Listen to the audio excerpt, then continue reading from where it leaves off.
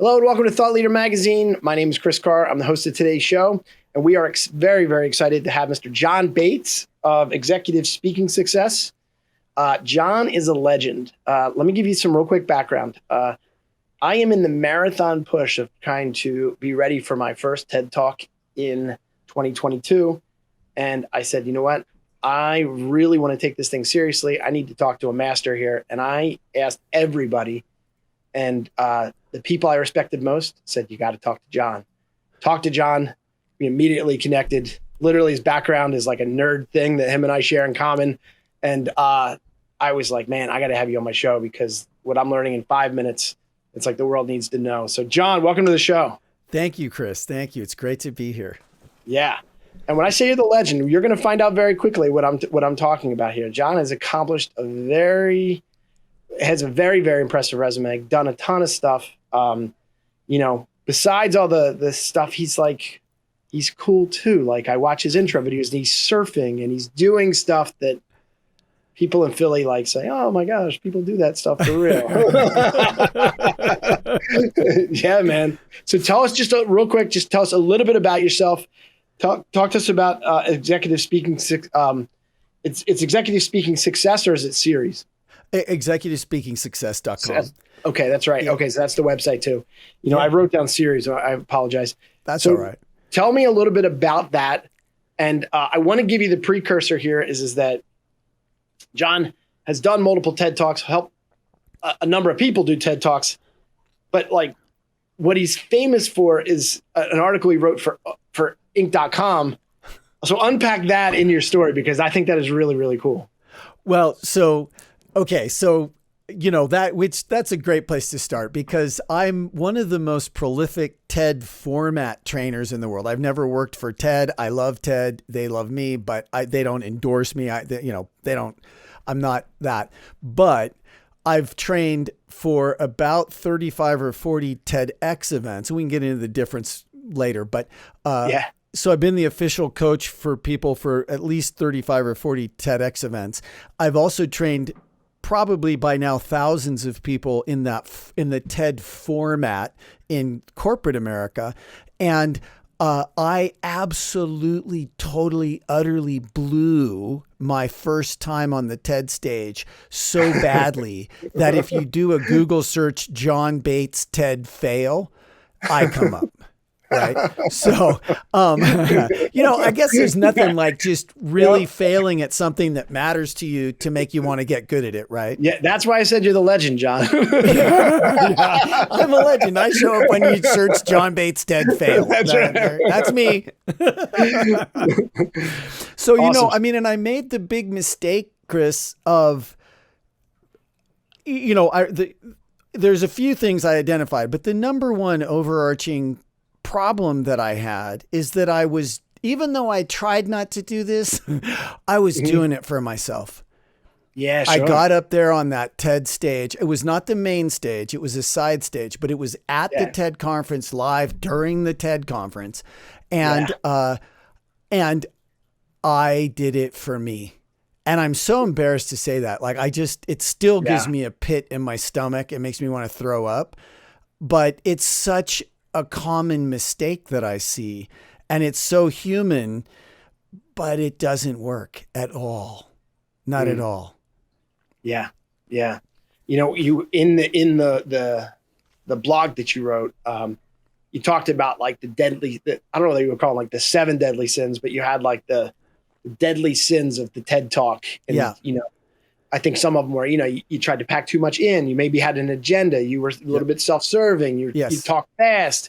All of that. All those things that you do none of when I talk to you normally. But you get up there and it's Well, that's one of the things about the TED format. It's a completely, utterly different format. People even the greatest speakers that I've worked with that are just, I tend to work with people, Chris, probably a lot like you, right? They have the problem that I had. And the problem that I had for most of my adult life and actually some of my young life too was that I was the best speaker at the conference. You know, if I wasn't the best speaker at the conference, I was in the top 3 every time. No questions at all. Right. Sure. Now, why is that a problem? Because that bar was so freaking low. Right. Wow. And as long as I was satisfied with being one of the best speakers at that super low bar conference, I was never going to get anywhere near reaching my full potential, like what was actually possible. And so that's who I work with a lot, are leaders who are already really good, but for one reason or another, someone's honest with them on their team, or they see something and they just go, whoa, there's another level. But it's people who are already super good that get, for whatever reason, that there's just there's no top to this thing. You know, you can always be better. And I work with a lot of people who also, I've worked with a lot of people who are so scared that they turn down TEDx events, right? And then the organizer will call me and say, we got this woman who's so amazing. She's saving tigers in the wild and we want her to speak, but she said, no, will you talk to her? You know? Yeah, sure. Turns out that woman's name is Sharon Geinup, and she works with a guy named Steve Winter for National Geographic. She wrote me an email the other day, I guess a couple of years ago now, it feels like the other day. She said, John, remember when we met and I was turning down opportunities to speak? Well, now I'm speaking all over the world, almost every week someplace else, and I'm almost not scared. So, you know. Yeah. Let me give you a real quick disqualifier before I let you go and do your thing. Yeah. One of the things that you don't mention enough, and this is the challenge that I was like, oh, well, this is why. It's one of the reasons why he failed. They gave you 4 minutes. Well, okay. So that was the other thing, Chris, that I was going to say. That's what makes this so hard, right? Like the longest TED Talk is 18 minutes. That is 4 minutes, nothing. I think we're 3 times, just in you and I talking right now, I think we're at 8. Yeah. I can't double the time I had. I can't even say exactly. I can't even say my name and where I live in 4 minutes. So like, right. You know, you got to be like the Micro Machines guy. You remember those commercials back in the day where he had the toys and he would. Yeah, exactly. Well, that's what I tried to do, and that doesn't work. When you cram your information in, you cram your audience out. You know, that was the one Craig Valentine told me that, but I didn't get it. You know, till I did. But you know, that's the thing. Over the past decade, it's basically been my job to walk people through the TED format. And, you know, I love TED and I give them credit for resurfacing the format, but it's not their format. This is the original format. This is the format that we used before we had radio and television and all that. Yeah. And that's how everything important happened in all of life up until about 5 minutes ago in longer time. And so this is what people are primed to respond to. It's why TED Talks are so powerful. It's because this is how we did it, you know? Yeah. And so I've been over the past decade walking people through this, and it's only been fairly recently that I've realized what's actually going on. Chris, it is about the talk, right? It is about the talk, but it's not about the talk. It's about who you need to become, which is even more fully yourself, right? But that's a transformation that needs to happen so you can be the person this talk needs you to be. Yeah. And a TED Talk has to be ultra succinct. So you've got to figure out good rhetoric and you've got to really organize it perfectly. And you can't say stuff more than once, and you can't put in things that don't matter. And one of the great coaching pieces from TED is, what is your one idea we're spreading? Yeah. Very, very cool. Let me take one step back because I want to make sure that I didn't even know this, but tell me the difference between TED and TEDx. Great. It's a good distinction to know about. So TED does a few top level events in a year maximum, right? There's the TED conference, period, TED conference. And so that happens once a year. They also do TED Women. That's a top level TED conference. And they do some other things here and there, but they, so what people don't know, I think a lot of people don't know, is that the TED conference happened for years and it was a secret knock. You got to have the password. Don't talk about it. Don't share it with anybody. This is secret. And when Chris Anderson, the guy who runs it now, acquired TED, he was like, this is just too important to keep secret. We need to share this with the world. And there were a lot of people who said, you're going to ruin the conference. Don't do that. You're going to ruin. So he had sleepless nights, I'm sure, but it was just when video was starting to be viable online, and he was like, we're going to put these videos up. And he did, right? And they were. All of a sudden it just went whoosh, right? Sure. So there were a lot of us who were attending TED that wanted to bring that home to our communities. Right. Mm-hmm. So they decided in another move that must have been very scary for the brand and for the future. And is it going to work? And should you do this? You shouldn't do this. Lots of people said, don't do this.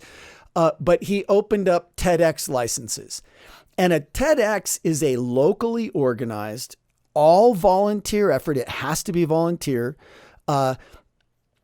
And TED goes out of their way to keep those things very clean, so no one's buying their way on stage, and sponsors don't influence the content, right?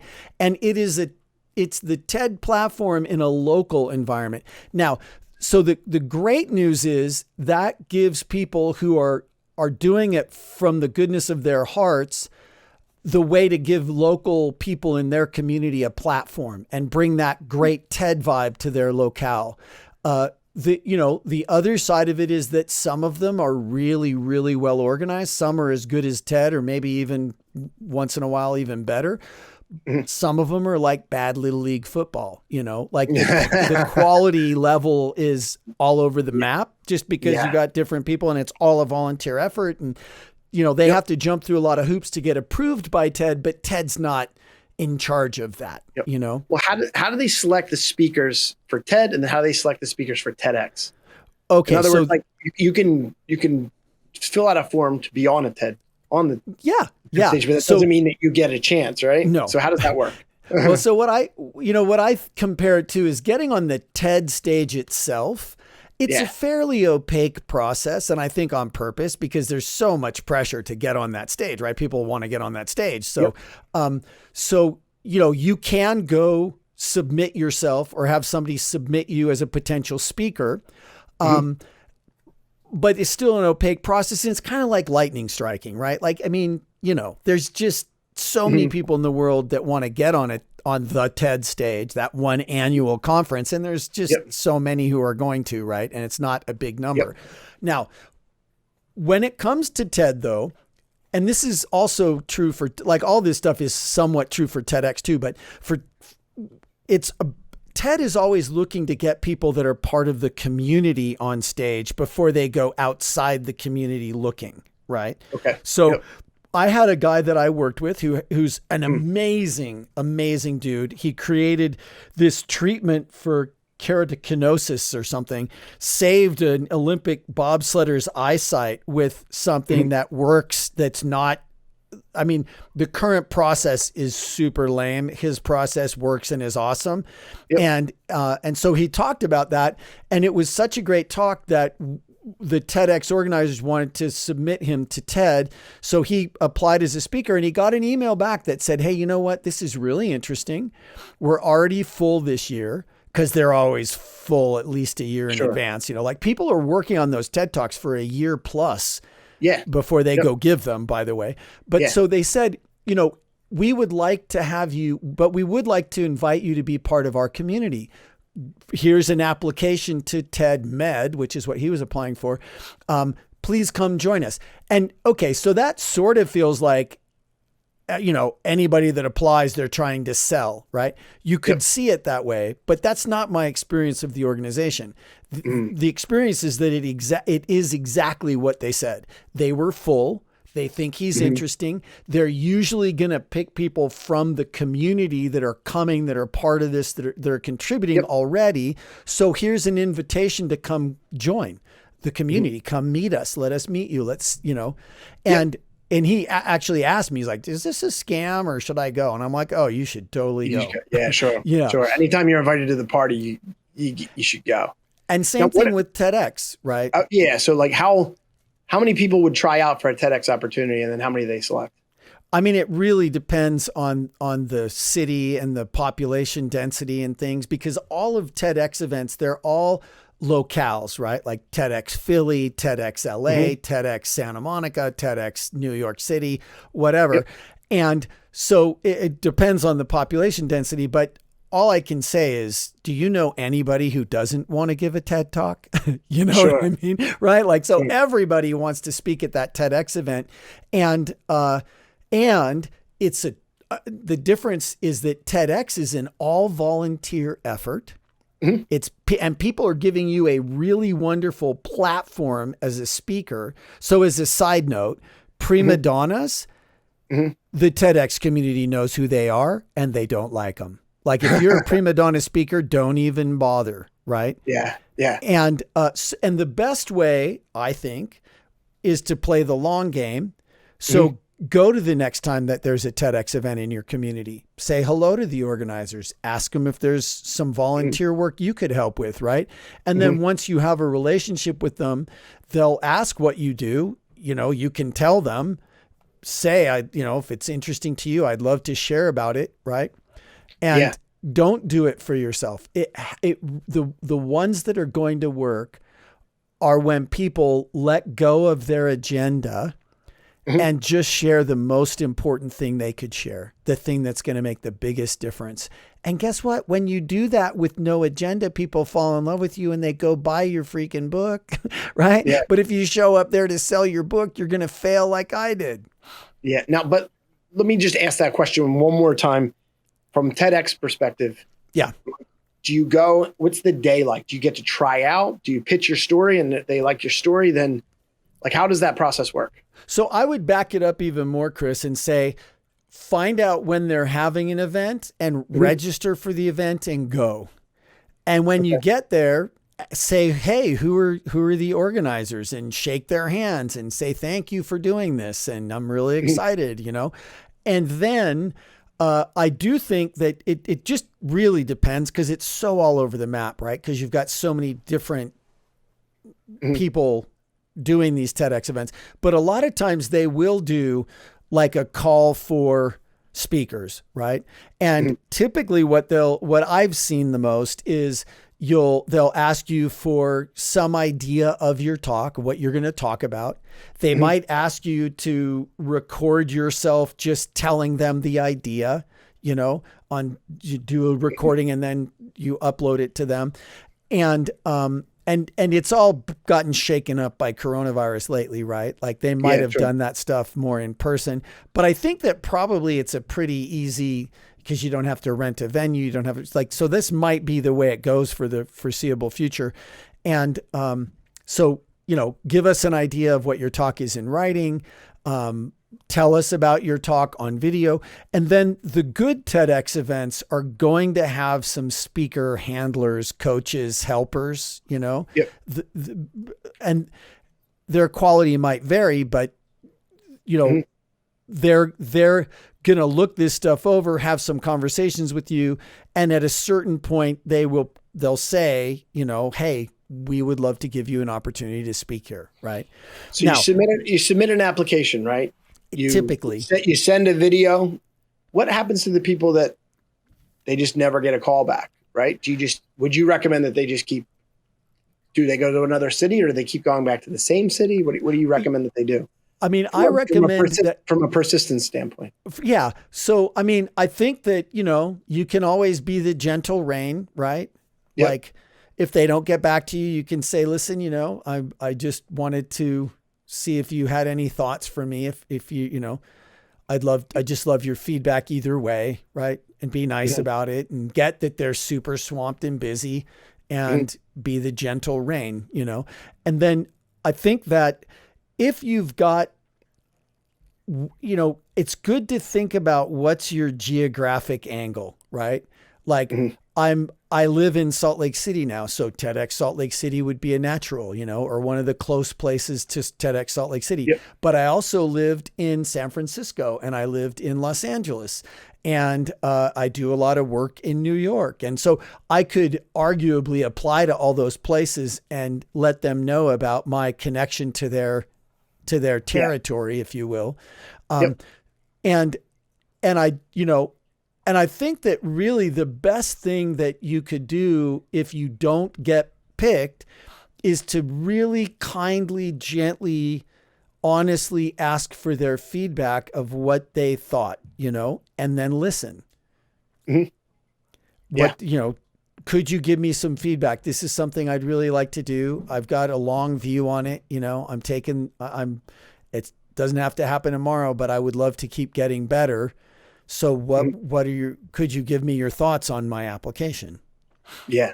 And the other thing is to really get that, because I've seen it go badly for speakers, people who are, especially the speakers that are already doing well, that get paid lots of money for their speeches, and like, but I'm doing a free speech for you, you should kowtow to me or something. It's like, sorry, that is just not going to happen. Yeah.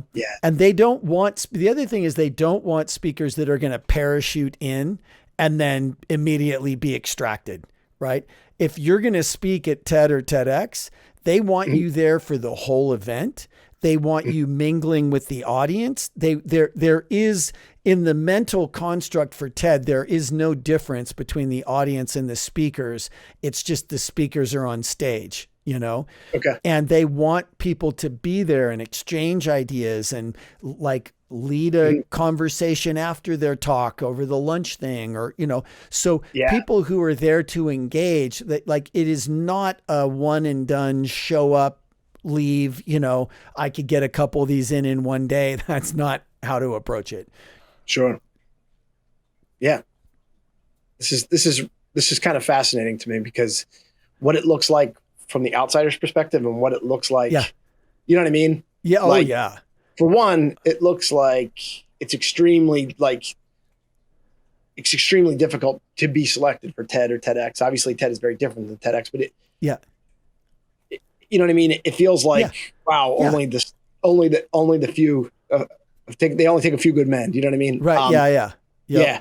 But, I also don't think that people realize that how much of a process that it is. So it's a process. When you and I talked about this and you said, well, when would you want to try? And I said, June of 2022, you were like, you know what? I don't get that very often. Meaning, I think some people come in and they think like, oh, you know what? Yeah. Like I'm looking to, it's May 28th. I'd like to see that I can be ready for June 15th. You're like, I mean, and I get those calls and I rarely take them on.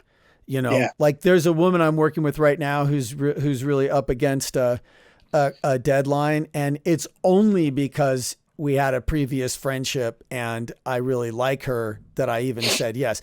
If people don't have at least 3 months, I just don't do it, because we're just not going to be able to do it right. It's a process, and even the most seasoned speakers who know themselves really well, who've done all kinds of personal growth and development and all, right? Yep. Even those people, they wrestle when they work with me and we do it right. Sure. They wrestle. They think, they go back and re-examine everything they knew. Like, it's a process. And I'll tell you, it's one of the most valuable processes I think any leader or anybody who wants to actually make a difference in the world could ever go through. Sure. But it's a process. Yeah. Yeah. I just recorded, me and my VP of partner growth, who's basically, he leads our sales team. Him and I just did a 16-hour recording for 1 hour worth of material. There you go. And I know it, like, unless you know, you don't know. And what I mean by that is like the nuance, the pause, the iteration, you talk about in some of your videos about the neurobiology, unpack that, because I get it, but I don't know whether my audience will. Yeah. So there's, the number one most important piece of neurobiology when it comes to communicating with human beings is I'll tell you that in a minute, but here's what I say all the time. And this is the thing to fundamentally understand. And I'll explain the physiology of it in a second, but communicating with human beings is not logical. Have you noticed? Right? Yeah. It's not logical. It's biological. And when you understand the biology, you can make it logical again. But anybody who goes in thinking logic is going to win is fooling themselves, terribly fooling themselves. Logic is necessary, but it is not sufficient. You will never be as effective as you could be with logic by itself. And here's the reason. If you look at a cross-section of the human brain, you'll see the brain stem. And then wrapped right around that is the midbrain. And together they form what I call, other people call it this too, but it's got multiple names, but I call it the paleomammalian brain, this two-piece section of our brain. And it's the center part of our brain. Paleo, it's old. Mammalian, all mammals have it. That's how long it's been around. And it does not have access to language or logic or reason. That's all in the neocortex, the cerebral cortex, which is wrapped around the outside of that ancient paleomammalian brain. Now, I'm going to say something weird, so I'll say it slow. The ancient brain doesn't have access to language or logic or reason. That's all in the neocortex, but it does have access to reality on a much deeper level than we will ever have access consciously. And here's what I mean. This is the part of our brain that's smelling pheromones, and it's noticing facial micro expressions and all kinds of micro body language and tonal voice tone and word choice and stuff. But it notices patterns in things, like all kinds of stuff that we will never notice consciously, but it can't talk to us because it doesn't have language or logic or reason. So the way it communicates with us is through gut feelings. Mm-hmm. It's where gut feelings come from. So if your mom didn't tell you, I'm telling you now, trust your gut. You know, if the elevator door opens and the hair stands up on the back of your neck, don't get in there. Because if it's a nice person, they'd want you to trust your gut. And if it's not a nice person, you don't want to be in there, right? We don't want you in there either. So trust your gut. So, that's what's been keeping us alive for our whole time as a species, right? That's what its job is. And yet we all think we live in our cerebral cortex, right? Oh, John, I'm logical. I'm going to weigh things out. I'll check the boxes, make a logical choice. Well, you might do that, right? You might take all those steps. But when we put you in an fMRI machine and we watch you in real time and we watch your brain as you make a decision, boom, your ancient brain fires first, making the decision. And then nanoseconds later, your cerebral cortex, the logical part of your brain, fires, agreeing with or disagreeing with the decision, but not making the decision. So here's how that comes down in life, okay? And it's everywhere, but we're going to pick a really obvious example of sales, okay? But you're always selling on some level. When you're trying to influence, trying to get people to do something, get people to say yes, have them come along with you, have them connect with you. It's all the same thing. Do you like the product? Yes, we like the product. Do you think it's priced right? Oh yeah, certainly. It's a good price. Well, do you think it would make a difference for you to have it? Why, yes, certainly. Well, do you want to sign the check and we'll start delivery? No, we're not quite ready yet, So I call that yes, yes, yes, no, right? Yeah. Where does that come from? What's up with that? Were they lying with the first three yeses? Why would they say no if the first three were yes, right? People get very upset about that. I mean, I work with people pitching multi-million-dollar deals and trying to raise money for their venture, from venture capital, and like millions of dollars and lives on the line. And yes, yes, yes, no is very upsetting. Okay, here's what happened. It's super obvious in hindsight. Yes, yes, yes, no. Logic, logic, logic, emotion. We did not make the emotional connection that would allow us to get what I call the fourth and most important yes. Yeah. Yes, yes, yes. Logic was all in. Cerebral cortex wanted that puppy, but look at how it's set up. The cerebral cortex is wrapped around the ancient brain. So it has to go through the ancient brain to get to the spinal column to get a yes to come out of the mouth or to sign the check or to take action. So if we don't have an emotional connection, all the logic in the world just bounces off.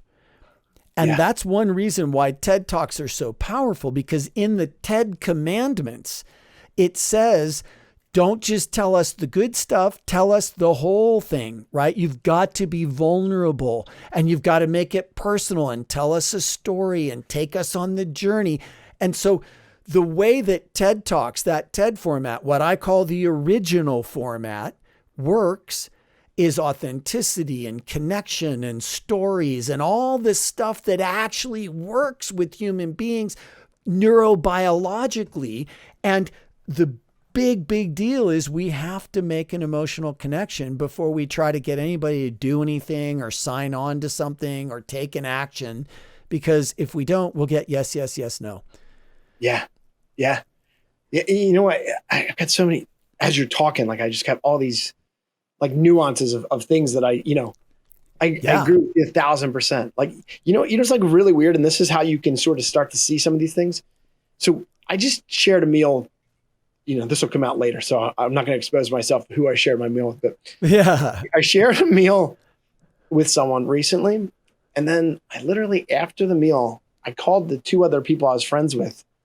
And I was like, was there like a weird vibe with that guy? And literally, like the one of my employees was like, I don't know how to describe it, but he stared 2 seconds longer than is comfortable. Yeah, interesting. And I don't know how to describe it, but it was like his gaze was off. And what you just said is my primal thing was kind of like, oh, something's up here. Maybe we should go, right? But like if I was to write down, well, what didn't you like? I'm like, I don't know. I had a gut feeling that something was off, right? I know. Well, and as he was staring a little bit long, probably you were smelling the pheromones, and there's probably something up with him. He might be emotionally distraught. He might, who knows, right? But you were picking up on something. And to get good at listening to that gut feeling and distinguishing between it and your monkey mind, right? The chattering, nasty thing up there, the crazy roommate. No, this is your gut feeling, right? And you couldn't turn it off. Even if I wanted to turn it off, I probably couldn't turn it off. No. It's good you can. Yeah. That's how all of your ancestors got to the point where they made you, Yeah. And one other like micro story that's really funny with like me and my best friends, there was this guy, and the guy we knew, we're not really great friends with him, but he's kind of like slick. You know what I mean? Yeah. And like, this sounds really funny, but I'm telling you, it goes back to this primal thing. Yeah. When you handshake and then you can double handshake, which basically means I'm going to shake your hand and then you put your hand over the back of, right? Well, he double handshaked my friend's wife, right? Nothing wrong with that in a million years. Right. But his primal brain was like, right? I'm going to kill this guy.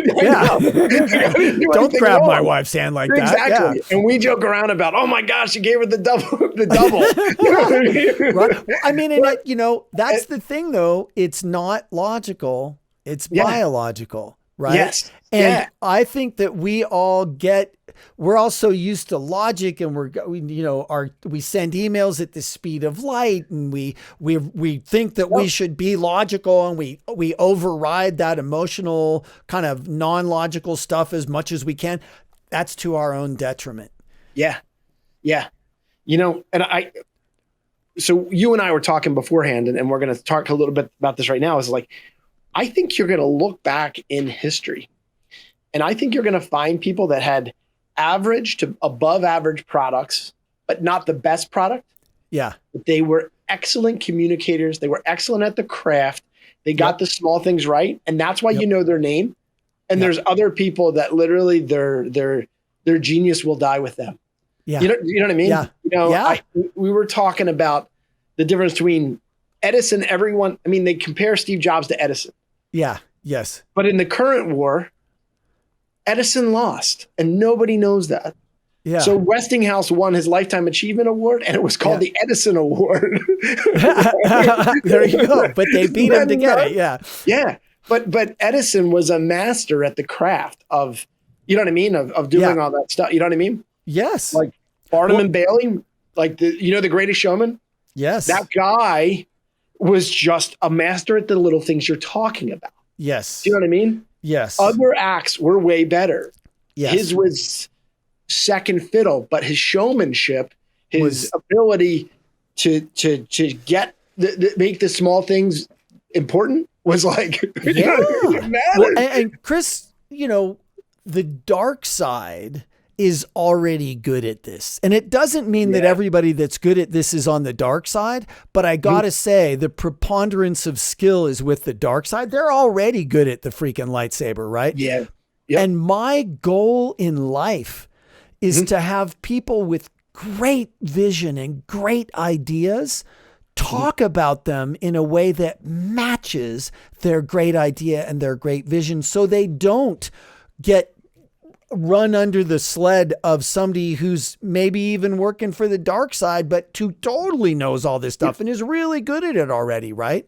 Yeah. Logic by itself is necessary, but it's not sufficient.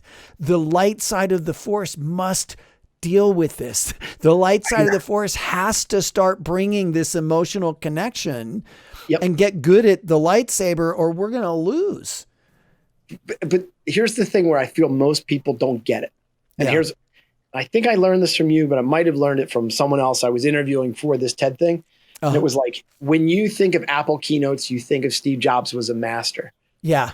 I think I told you this. For like every minute that he was talking, it was an hour per minute of preparation. You know what I mean? So if he spoke after they wrote the talk, they took all the time it took to create this fabulous talk. Then he committed to practicing for an hour for every minute he was going to be on stage. Dude. Like, I know. You'd be a natural communicator too, right? Like if you practiced 45 hours for a 45-minute speech, it would be really good. Yeah. Not to take anything away from Steve Jobs, he was very talented, but we call people the natural communicator, or we say, oh, he's naturally talented. She's naturally good at this. We say that to get out of practicing as much as they did. I think that the naturality comes out of muscle memory. Do you know what I mean? Yep. And like, I talk about this all the time about, when like Jimmy Fallon has a guest on, and it's Jamie Foxx, and they're going to play a game, and he's going to do an impersonation with like, you're going to sing the Toys R Us theme song like John Legend, right? Exactly. And they act like that was organic and real. Yeah. You know what I mean? That was so rehearsed 1,000 times over. Of course it was. And you know what I mean? But the craft of what you do, and like this is kind of me speaking for you, is just that 95% of people think Jimmy Fallon is just like, oh, wow, what are the odds? You know what I mean? Right. And so he made scripted things feel natural. And that only comes from thousands of hours of working on your craft. Do you know what I mean? Yeah, Chris, I talk about, there's this, so where people get stopped is they think, oh, if I practiced a lot, it would seem canned, right? It would seem, right? Well, if you practice a lot, you get to this place where it looks like you practiced a lot. That's not the goal, right? Sure. And it's what I call it the uncanny valley, in honor of Chris Anderson of TED. I call it the uncanny valley, where you've practiced so much, it looks like you practiced. And the way to the valley of awkwardness, not the uncanny valley, the valley of awkwardness, where you practice so much, it looks like you practiced a lot. To get across the valley of awkwardness, what it takes is more practice. And at a certain point, you get to the other side and you've practiced so much, it looks like you haven't practiced. Yeah. Yeah. I get it. That's like the goal. It's a muscle. Right? It's coming out of pure muscle memory. Pure muscle memory. Pure, like it's so deep in there, you don't have to think about it anymore. And now guess what you get to do? You get to be present with the audience. You get to look people in the eyes and smile and think a little bit more about how you're showing up. And then you come across like an expert because you're an expert in your speech, which you have total control over. And then everybody thinks you're an expert in everything. It's not logical. It's biological, right? But why wouldn't you use that to your advantage? Yeah. So, I'm trying to look at the time here, but I'll tell you this one thing in closing. Yeah.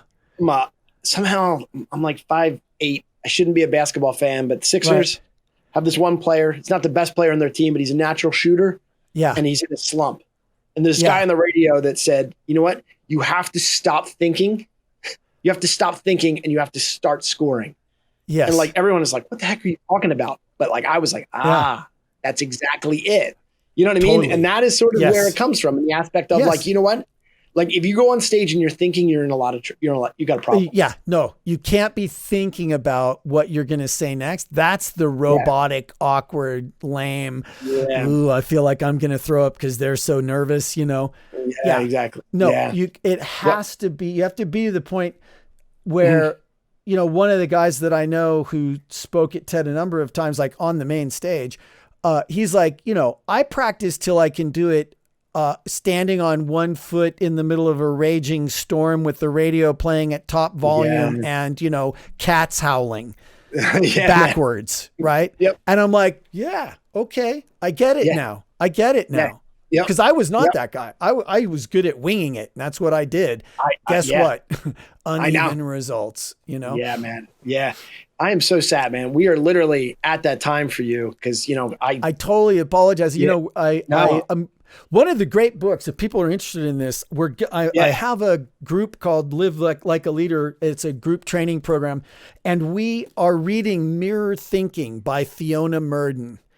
And mirror thinking. And there's a chapter in here on the mirror thinking and storytelling. That's just one of the most awesome things I've read in a long time. I mean, I feel like she's saying what I've been saying, but she's a scientist and she's like she's better at, you know, citing things and everything. And she's also got a totally different approach, but I'm off now. She's going to join us because we just did a book club around her book, Mirror Thinking.